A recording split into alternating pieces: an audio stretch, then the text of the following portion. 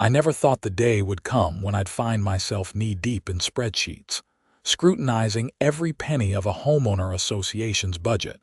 But when Patricia Wilson slapped an invoice on my doorstep for amenities I'd never even seen, something inside me snapped.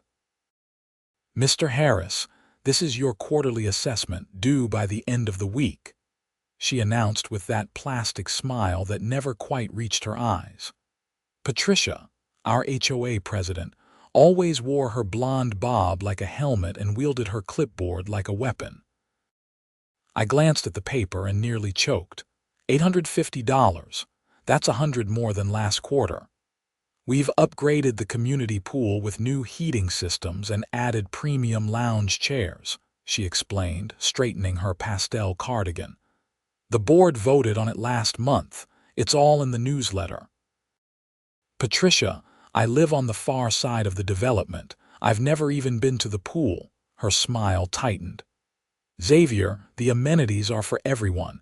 That's how communities work." I tried to hand the invoice back. "I've never used the pool, the tennis courts, or the clubhouse. I work from home and barely have time to maintain my own yard." Patricia took a step back as if I'd offered her a live snake. "The assessment isn't optional. It's in your contract." She turned on her heel, her sensible shoes crunching on my gravel walkway. "Friday, Mr. Harris. Late fees apply on Saturday." As I watched her march to the next house, I knew something wasn't right. I'd been living in Oak Ridge Estates for 3 years, quietly paying my dues, never causing trouble. But this latest increase was the third one this year, and for what? Amenities clustered on the opposite side of our sprawling development that I couldn't even access conveniently if I wanted to. That evening, I pulled out my laptop and started digging into the HOA documents I'd received when I bought my house. I'm an accountant by profession. Numbers are my language, and something about the HOA finances wasn't adding up. The next morning, I called my neighbor, Ryan Thomas, who lived 2 doors down.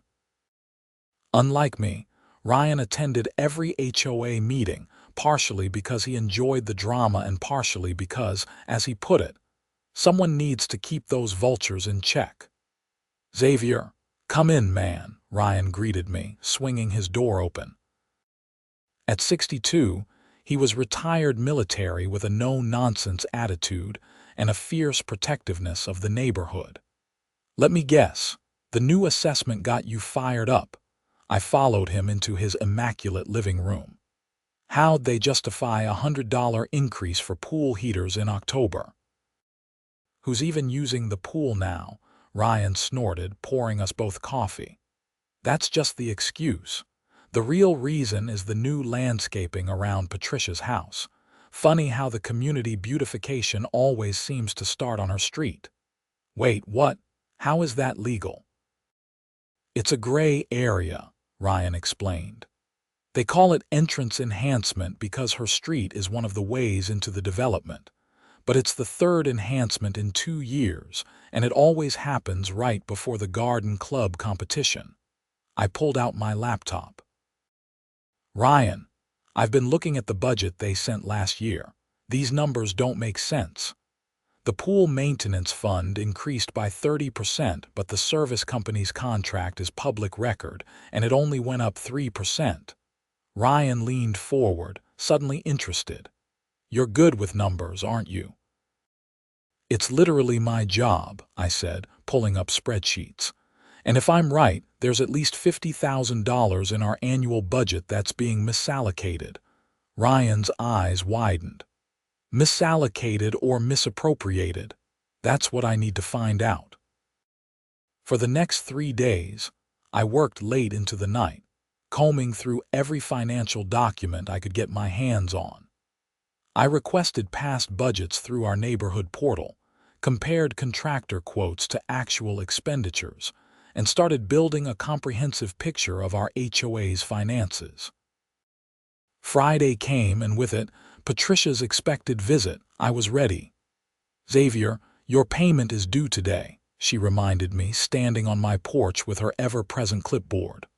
I'm aware, I replied calmly, but before I write that check, I have a few questions about the budget. Patricia's smile flickered. Questions can be addressed at the monthly meeting. I'd prefer to discuss them now, especially the discrepancy between the reported pool maintenance costs and the actual contract with Blue Wave Pools. Her posture stiffened. I don't have those figures with me. That's fine. I have them right here, I said, holding up a folder, along with some interesting comparisons between the landscaping expenditures and the actual invoices from Green Valley Landscaping. Did you know they billed us for half of what the HOA reported spending? Patricia's face flushed red. Those are confidential HOA documents, actually. They're not. As a homeowner and HOA member, I have the right to review all financial records. It's in the bylaws. Section 8, Paragraph 3. She took a step back. The treasurer handles the details.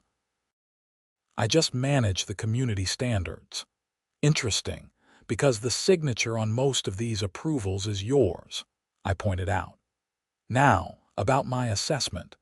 I'm formally disputing the increase until the board provides a detailed accounting of how these funds are being used. Patricia clutched her clipboard tighter. You can't just refuse to pay. I'm not refusing. I've prepared a check for the previous amount and I'm requesting an audit of the budget before I agree to any increase. I handed her an envelope. This is my official request in writing as required by our bylaws. She snatched it from my hand. The board won't appreciate this kind of trouble, Xavier. The board works for the homeowners, Patricia, not the other way around. As she stormed off, I knew the battle had just begun. What I didn't know was how deep the financial mismanagement ran, or that my simple request for transparency would unravel the comfortable little empire Patricia Wilson had built in our neighborhood. The next week passed quietly. Too quietly. I expected some kind of pushback from Patricia, or at least a call from the HOA's attorney. Instead, nothing. The silence was more concerning than any confrontation would have been. Then on Wednesday evening, a knock at my door revealed Rachel Taylor, a young mother from the east side of the development. You're Xavier, right? The accountant who's questioning the HOA, she asked, her brown eyes anxious but determined. Word travels fast, I said, inviting her in. Patricia's been making calls, warning people about troublemakers who don't want to pay their fair share, Rachel explained, settling on my couch. But some of us have been questioning these assessments for years. We just didn't know how to fight it. I offered her coffee, which she declined. I've been reviewing their financial statements. There are serious inconsistencies. I believe it, Rachel sighed. Last year, they assessed us $10,000 for playground equipment. The playground got a new swing set that couldn't have cost more than $2,000. Have you kept records? She nodded and pulled out her phone. Photos, dates, emails from the board. My husband thought I was being paranoid. You weren't, I said, scrolling through her documentation. This helps establish a pattern. Rachel leaned forward. What's your plan? I'm requesting a full independent audit of the HOA's finances for the past 5 years. According to the bylaws, if 25% of homeowners petition for it, the board has to comply. Her eyes lit up. How many signatures do you have, including you? 3. That's going to change, Rachel said with newfound determination. Give me a week. True to her word, Rachel returned 6 days later with signatures from 47 homeowners, well over the 25% threshold. Some signed because they'd experienced similar unexplained increases. Others had tried to access amenities, only to find them mysteriously closed for maintenance, when certain board members wanted private use. The next HOA meeting was scheduled for the following Tuesday in the community clubhouse. I prepared meticulously. organizing my findings into a clear presentation that even non-financial people could understand. The clubhouse was packed that evening. Usually, these meetings drew maybe 15 residents. Tonight, there were at least 80, filling every chair and lining the walls. Patricia called the meeting to order, her voice betraying a slight tremor when she saw the crowd. "We have a full agenda tonight, so let's stick to the schedule. First item, approving the landscaping budget for the winter season." "Point of order," I called out, standing up. "There's a petition for an independent audit that needs to be addressed first. It has the required signatures according to the bylaws." Patricia's lips thinned to a nearly invisible line. "We haven't received any petition." "That's odd," I replied, "since I delivered it to your house myself and have the signature of your housekeeper confirming receipt." Murmurs rippled through the room. Patricia glanced at the treasurer, Gregory Collins, a retired banker who always sided with her decisions. "Even if such a petition exists," Gregory interjected, "an audit would be an unnecessary expense. Our books are in perfect order." "Then you should welcome the transparency," I countered, moving to the front of the room. "I have copies of the petition for everyone, along with some preliminary findings that raise serious questions about our financial management." I distributed my documents, watching as people began to review the highlighted discrepancies. The $15,000 emergency tree removal that no one remembered happening, the security system upgrade that was paid for twice, and the administrative costs that had quadrupled in 3 years without explanation. "This is slander," Patricia snapped. "You have no right to access private HOA records and distribute them." Section 8, Paragraph 3 of our bylaws states that all financial records must be made available to homeowners upon request, I recited. And Section 12 specifically states that an independent audit must be conducted if 25% of homeowners petition for one. We have signatures from 31% of homeowners. The room erupted in overlapping conversations. Gregory attempted to regain control, banging his gavel. "Order. This meeting will follow proper procedure. The proper procedure is to acknowledge the petition and schedule the audit," Ryan called out from the back. "Unless there's something you're trying to hide." Patricia's face had gone from flushed to pale. "The board will need to review the petition to verify signatures." "Fine," I agreed. "But in the meantime, I move that all assessment increases be suspended pending the audit results." "I second that motion," Rachel called out. "That's not how this works," Patricia insisted. "The board decides on assessments." "Actually," I corrected her, "according to our governing documents, a 2/3 majority of present homeowners can vote to temporarily freeze assessments in cases of disputed financial management. I believe we have the numbers for that tonight." Gregory's face darkened. "This is absurd. You can't just come in here and take over." "We're not taking over," I explained calmly. "We're exercising our rights as members of this association. Now, shall we put it to a vote?" The vote was overwhelmingly in favor of freezing the assessments and proceeding with an audit. Patricia and the board members were visibly shaken by the rebellion, but there was little they could do in the face of such clear homeowner solidarity. As the meeting adjourned, Patricia caught up with me in the parking lot. Her composed facade had crumbled, replaced by barely contained fury. "You have no idea what you're doing," she hissed. "Running an HOA isn't just about numbers on a spreadsheet. It's about maintaining standards, protecting property values. It's also about transparency and fair representation," I replied. "If everything's legitimate, the audit will confirm that. And if it doesn't, you'll tear down everything we've built. This community was nothing before I took over." "Nothing?" I looked at her. suddenly seeing past the imperious exterior to something else fear. Patricia, if there are irregularities, it's better to address them now voluntarily than to have them exposed later. She turned away without another word, leaving me to wonder just how deep the financial rabbit hole went. The audit was scheduled for the following month.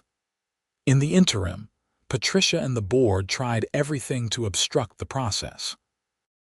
First, they claimed certain records were in storage and would take weeks to retrieve.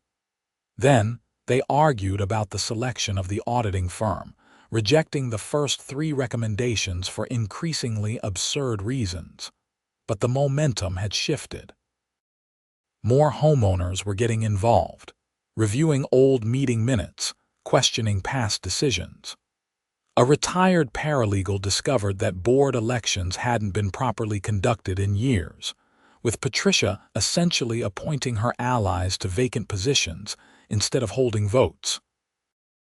Finally, under threat of legal action, the board agreed to an independent audit by Crawford and Associates, a respected local firm specializing in nonprofit and association accounting. The day the auditors arrived, I took a personal day off work to observe the process. The board had reluctantly cleared out a small room in the clubhouse for the auditors, providing what they claimed were all relevant documents. Lisa Crawford, the lead auditor, took one look at the haphazard pile of folders and raised an eyebrow. "This is clearly not organized in any standard accounting method. Are there electronic records? We prefer paper trails," Gregory explained smoothly. "More secure." Lisa wasn't buying it. "Mr. Collins, I'll need access to your accounting software. All HOAs of this size use digital systems." "Of course," he replied, though his smile seemed forced. "I'll have to get the passwords from our accountant." "You're the treasurer," I pointed out. "Shouldn't you have those passwords?" Gregory's smile vanished. "Our system is complex." Lisa made a note. "Please have those credentials by the end of the day." Now, I'd like to start with bank statements for the last 5 years, along with all contractor invoices and payment records. The audit that was supposed to take 2 weeks stretched into a month as more irregularities emerged. Crawford and Associates had to repeatedly request additional documentation, often discovering that what they'd been given was incomplete or, in some cases, seemingly altered. One evening, Lisa called me directly. "Mr. Harris, I need to speak with you privately, not at the clubhouse." We met at a coffee shop 20 minutes outside our community. Lisa looked tired but resolute as she slid a folder across the table. "What I'm about to show you is preliminary, but concerning enough that I wanted to give you a heads up before we include it in our official report." I opened the folder to find printouts of bank statements and transfer records. What am I looking at? Evidence of approximately $247,000 that was transferred from your HOA's main account to a separate account over the past 4 years. This account isn't mentioned in any of your financial statements. My coffee sat forgotten as I processed this. "Where did the money go?" "That's where it gets interesting," Lisa said, pointing to a series of transfers. "It was moved to a landscaping company called Wilson Exterior Design." "Wilson? As in Patricia Wilson?" Lisa nodded. "The company is registered to Michael Wilson, who I've confirmed is Patricia's husband." The revelation hit me like a physical blow. This wasn't just mismanagement or padding expenses. This was fraud, plain and simple. "There's more," Lisa continued. "The HOA has been paying this company premium rates for services that were either never performed or were dramatically overcharged.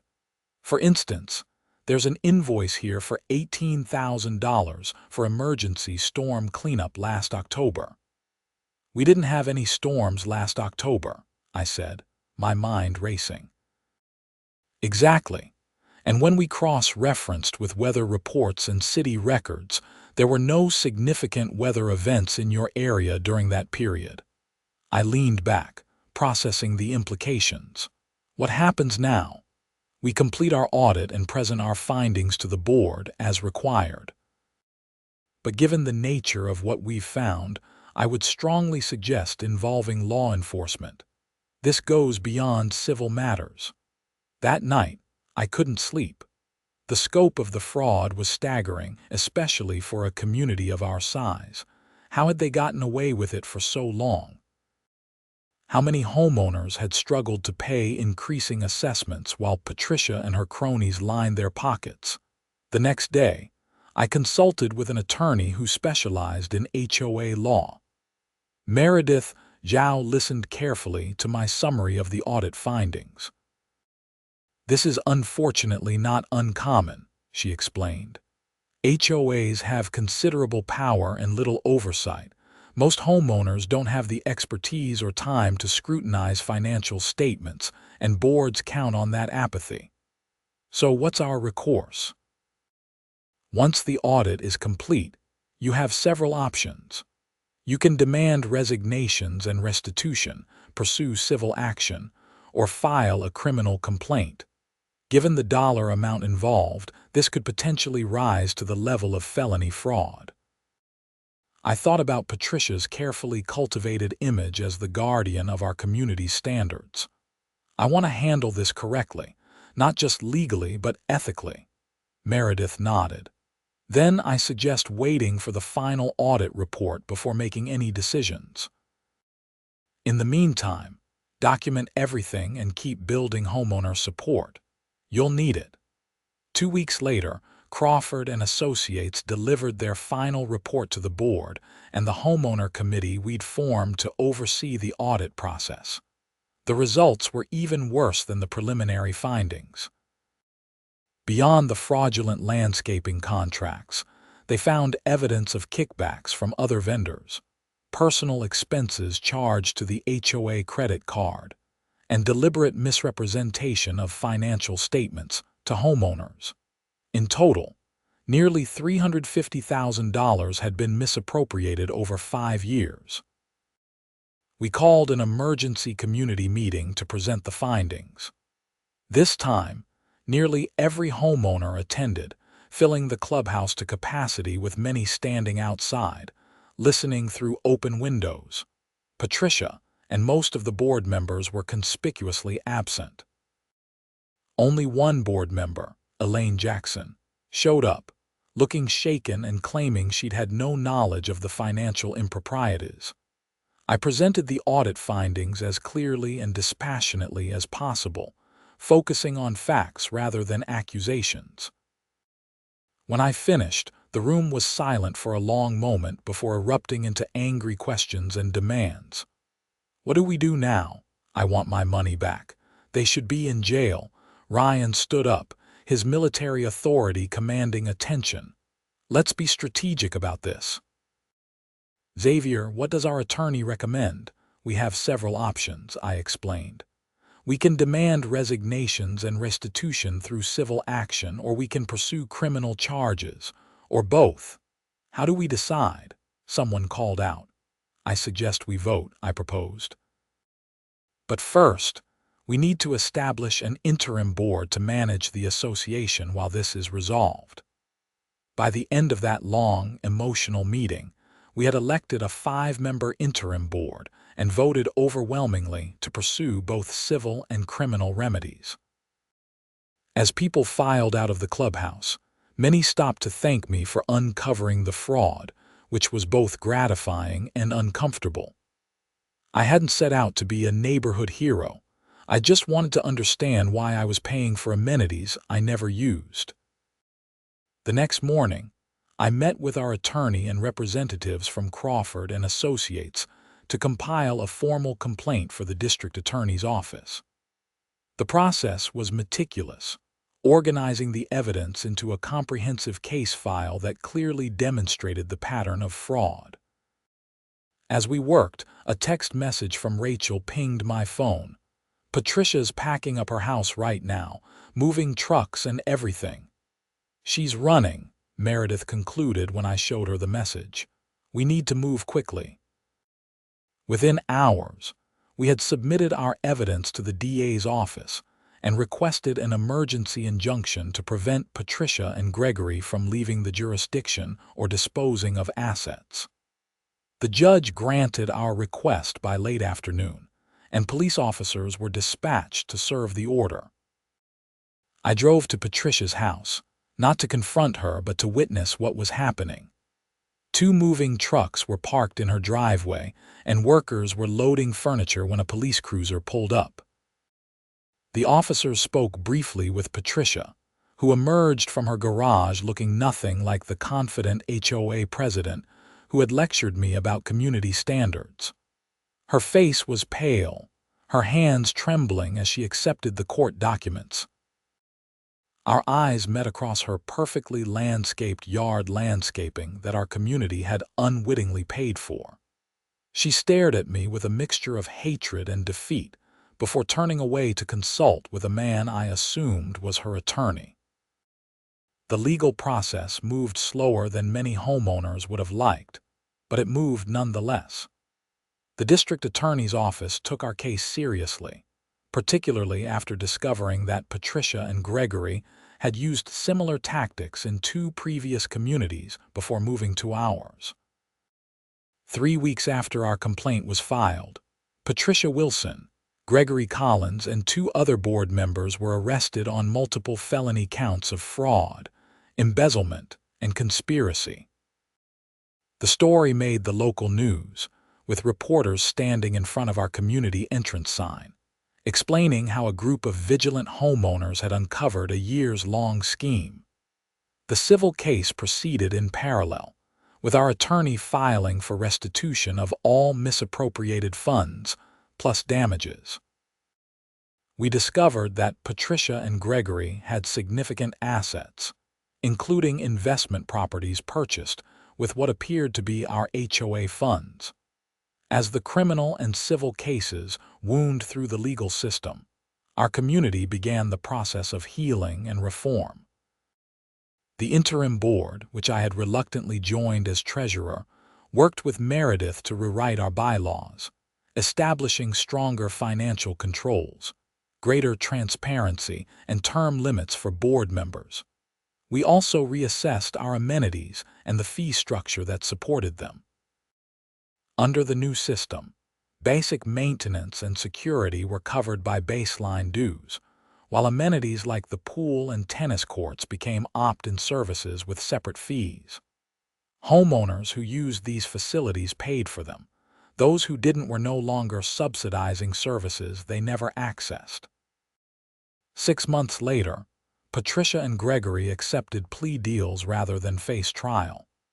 They each received 18 months in prison, 5 years of probation, and were ordered to make full restitution to our HOA. The other 2 board members who had played smaller roles in the scheme received probation and community service. The day after the sentencing, I received an unexpected visitor. Michael Wilson, Patricia's husband, stood on my doorstep looking uncomfortable. "I know I'm probably the last person you want to see," he began, "but I needed to say something to you directly." I leaned against my doorframe, not inviting him in but willing to listen. "I've dissolved Wilson Exterior Design and liquidated our assets to help pay the restitution," he explained. "I want you to know that while the company was in my name, Patricia ran everything. I never saw the HOA contracts until the investigators showed them to me." "You never questioned where the money was coming from?" I asked skeptically. He looked down. "She told me we had clients all over the county. I handled the work, she handled the business side. It was convenient not to ask questions." He sighed deeply. "Anyway, I'm selling the house and moving back to Ohio. I just wanted you to know that the restitution will be paid in full." After he left, I sat on my porch thinking about how easily systems of trust can be corrupted when no one is paying attention. Our community had learned this lesson the hard way. 1 year after that first invoice that had sparked my investigation, our HOA was transformed. Meetings were well attended. Financial statements were posted monthly on our community website, and a rotation of homeowners served on an oversight committee that reviewed all contracts and expenditures. My own assessment had decreased by nearly 30% under the new, opt-in structure, as I still rarely used the community amenities. But occasionally, I would walk over to the pool or the playground, just to see families enjoying facilities that were now properly maintained with transparent funding. Rachel, who had become a good friend through this ordeal, joined me one evening on such a walk. "You know, I never thought I'd say this, but I'm actually proud of our HOA now," I laughed. "That might be a first in American history." "Seriously, though," she continued, "what you started changed everything. People who have lived here for years say they finally feel like it's a community rather than a fiefdom." "All because I didn't want to pay for pool heating in October," I mused. "Sometimes the biggest changes start with the smallest questions," she replied. "Like, why am I paying for something I never use?" As we watched the sunset over our neighborhood, I reflected on the unexpected journey from frustrated homeowner to community reformer. The system hadn't been perfect, but it had worked when enough people decided to pay attention and demand accountability. That evening, I returned home to find a letter in my mailbox. It was from an HOA in a neighboring town, asking if I would be willing to speak to their homeowners about establishing financial transparency measures. Apparently, our story had inspired others to examine their own associations. I smiled as I read the letter. What had begun as a personal protest against an unfair charge had evolved into something much more meaningful, a reminder that communities function best when everyone has a voice and when those in power are held accountable. I picked up my phone to accept the invitation. After all, if one accountant with a stubborn streak could help transform our neighborhood, imagine what might happen if homeowners everywhere started asking the right questions.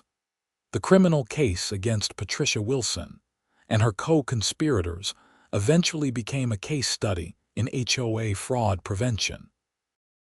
Meredith used it in seminars she conducted for homeowners and property managers across the state, highlighting the warning signs that residents should watch for: rapidly increasing assessments without clear justification, resistance to financial transparency, and long-serving board members who discouraged participation from other homeowners.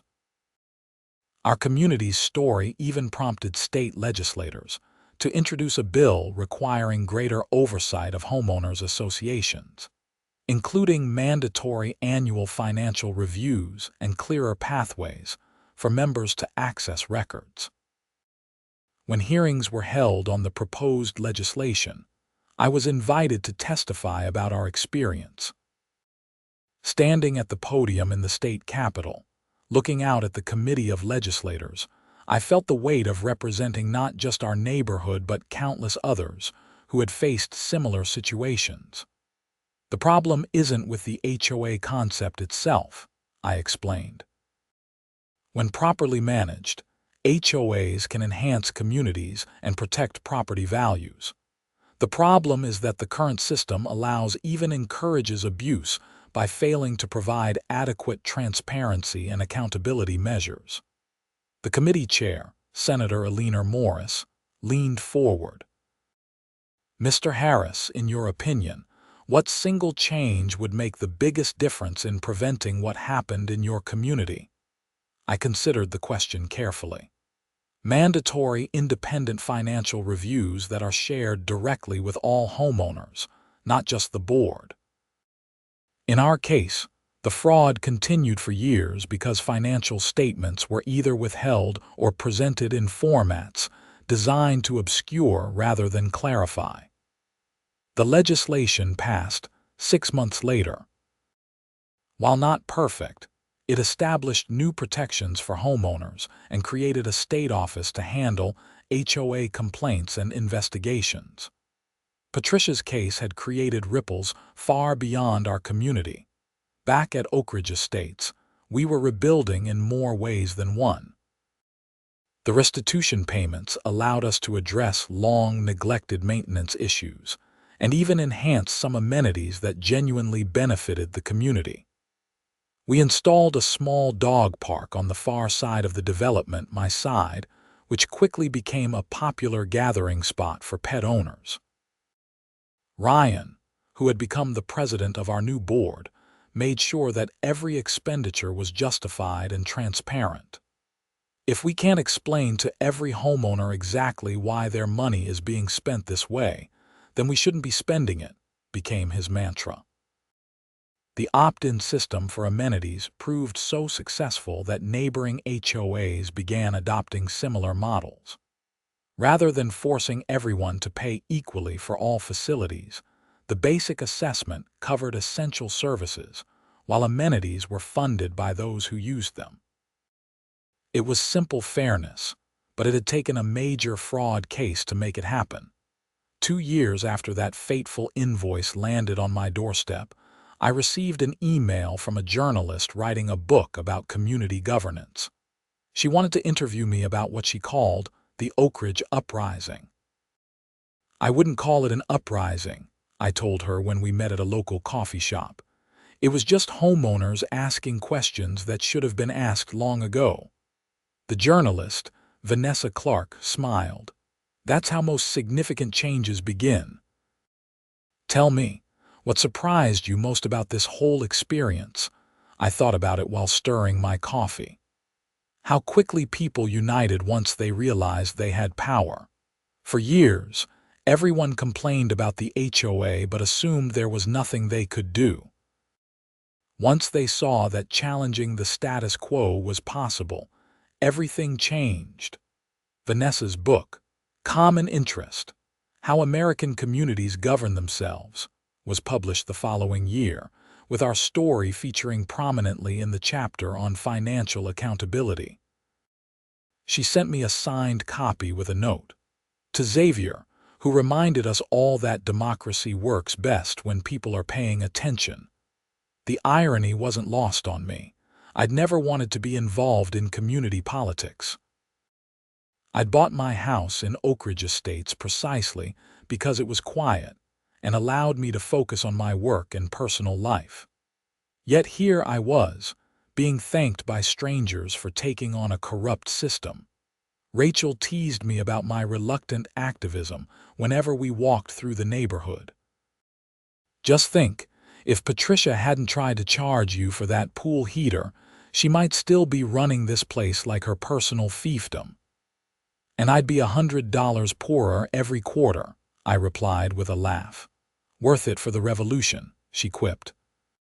Perhaps the most satisfying moment came 3 years after the audit, when I received notification that the final restitution payment had been processed. Patricia and Gregory had fulfilled their financial obligation to our community, though the trust they'd broken could never be fully restored. That same week, I attended the annual meeting where our community voted on the budget for the coming year. The clubhouse was full, with homeowners actively participating in discussions about priorities and expenditures. When the final budget was approved with full transparency about every line item, there was a sense of collective accomplishment. As I walked home that evening, I passed the community bulletin board where financial statements were now posted monthly. Next to them was a framed copy of our revised bylaws, with the transparency provisions highlighted. Below that, someone had added a simple quotation: "The price of liberty is eternal vigilance." It seemed a fitting reminder for a community that had learned its lesson the hard way. Homeowners associations, like any form of governance, are only as good as the people who pay attention to them. My quarterly assessment that year was $560, significantly less than what Patricia had demanded on that October day when everything began. But the true value wasn't in the money saved. It was in knowing exactly where every dollar went and having a real voice in those decisions. Sometimes I think about Patricia, serving her sentence and perhaps reflecting on how it all unraveled. Did she ever understand that it wasn't personal? That my objection to paying for unused amenities wasn't about the money itself, but about the principle of fairness and transparency? I doubt it. In her worldview, questioning authority was itself the offense. The actual financial impropriety was secondary to the sin of disrupting her control. As for me, I eventually stepped down from the board, having helped establish systems that would hopefully prevent future abuse. Other homeowners stepped up, bringing fresh perspectives and ideas, which was exactly how it should be. The last I heard, Patricia was released after serving 14 months of her sentence. She moved out of state, presumably to start over somewhere her reputation hadn't preceded her. I harbored no ill will toward her. Justice had been served, and our community had healed. In the end, what began as a simple dispute over an unfair charge had transformed not just our neighborhood, but potentially many others through the legislative changes that followed. All because one homeowner decided to ask questions instead of simply writing a check. If there's a lesson in all of this, perhaps it's that systems only work when people engage with them thoughtfully. Democracy, whether in a nation or a neighborhood, requires participation and vigilance. The moment we stop paying attention is the moment we surrender control to those who may not have our best interests at heart. As for me, I still live in Oak Ridge Estates. I still rarely use the pool. But now, I don't pay for it either, and that's exactly as it should be.